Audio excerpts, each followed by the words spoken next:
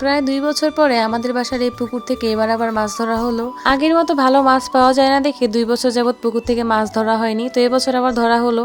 এবছর কি কি মাছ পেলো সেগুলো আপনাদের সাথে এখন শেয়ার করব। সো হ্যালো এভরিওয়ান, আসসালামু আলাইকুম। আশা করছি সবাই ভালো আছেন। সকাল সকাল ঘুম থেকে উঠেই দেখি পুকুর শুকিয়ে গেছে। 2 দিন যাবত পুকুরটা সেচতেছিল।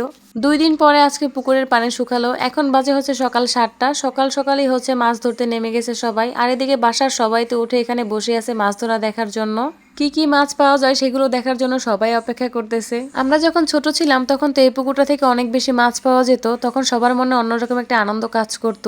কিন্তু এখন আর সে আগের মতো মাছ পাওয়া যায় না। পুকুর তো শুকানোর পরে সবার মন খারাপই হয়ে গেছে, কারণ পুকুরে একদমই মাছ দেখা যাচ্ছিল না বললেই চলে। এই পুকুরটা কিন্তু মোটামুটি ভালোই বড়, কিন্তু বড় আন্দাজে মাছ একদমই নাই সেটা আপনারা দেখতেই পাচ্ছেন। ওইদিকে তো এখনো মাছ ধরাই হয়নি, আর এইদিকে মাত্র শুরু করছে মাছ ধরা। যে পুকুরে মাছ থাকে সেটা সেচার সাথে সাথেই মাছগুলো একদম উপরের দিকে চলে আসে, কিন্তু পুকুর সেচার পরে কোনো মাছই আমরা দেখতে পাচ্ছিলাম না। আর এই মাছগুলো হচ্ছে কালকে রাতে যখন পুকুর সেচা হচ্ছিল, একজন নেমে হচ্ছে এই মাছগুলো ধরে নিয়ে আসছে, সেগুলোই হচ্ছে এখন ঢেলে নিলাম। আর এদিকে এই মাত্র হচ্ছে পুকুর থেকে মাছ আসা শুরু করছে। পাতিল দিয়ে এই কয়টাই মাছই প্রথমে নিয়ে আসলো। এখন হচ্ছে দেখার অপেক্ষা কি কি মাছ পুকুর থেকে পাওয়া যায়। পুকুরটা যেহেতু বড়, তো মাছ ধরতে অনেক সময় লাগবে। একটু পরেই দেখি আরেক পাতিলে করে অনেকগুলো মাছ নিয়ে আসলো।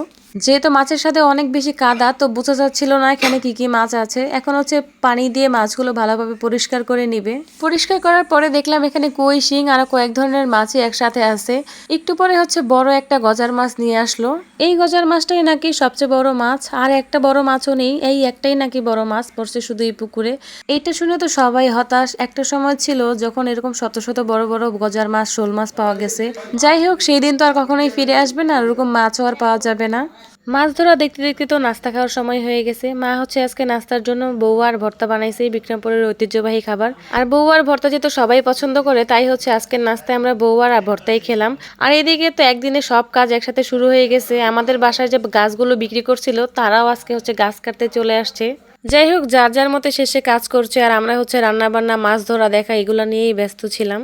আর এদিকে একটু পর পর পাতিলে করে মাছ নিয়ে আসছিল। পুকুর থেকে মাছ নিয়ে আসার পর সবাই এটা ভেবে হতাশ হচ্ছিল যে এক ধরনের মাছ, যেটা হচ্ছে চাইনিজ কইলা নামে আমরা বিক্রমপুরের মানুষ বলি, এই যে দেখতে পাচ্ছেন এই মাছগুলো দিয়ে পুকুর একদম ভরে গেছে। এত পরিমাণে এই চাইনিজ খৈল্লা আসছিল যেটা বলার মতো না। এই মাছগুলো খেতে একদমই বাজে লাগে, মানে একদমই মজা না, যেটা হচ্ছে পেয়েও কোনো লাভ নেই। আর এখানে হচ্ছে কিছু কই ছিল যেগুলো সাইজ অনেক ছোট, আর আগে হচ্ছে অনেক বড় বড় কই পাওয়া যেত এই পুকুরে।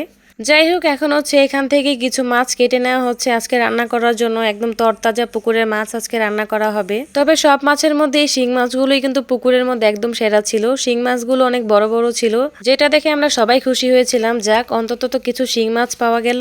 মাছ ধরা শেষে হচ্ছে প্রায় 30 থেকে 40 কেজি শুধুই চাইনিজ খোলাই পাওয়া গেছে, যেগুলো হচ্ছে আমি পলিথিনে পলিথিনে ভরে দিলাম। অনেকেই বলছিল খাবে, তাদের জন্য হচ্ছে আমি প্যাকেট করে ফেললাম, তারা হচ্ছে যাওয়ার সময় নিয়ে যাবে। আর এদিকে রান্নাবান্নাও শেষ, আর হচ্ছে মাছ ধরাও শেষ। এখন হচ্ছে সবাই খেতে বসে পড়ছে। পুকুরের আজকে সব তরতাজা মাছ রান্না করছে। আজকে হচ্ছে পুকুরে তরতাজা 2-3 রকমের মাছই রান্না করছে। কই মাছ, শোল মাছ, টাকি মাছ, এগুলো দিয়ে হচ্ছে সবাই তৃপ্তি নিয়ে আজকে ভাত খেলো। খাওয়া দাওয়া শেষ করে এসে দেখি গাছগুলোও কাটা হয়ে যাচ্ছে।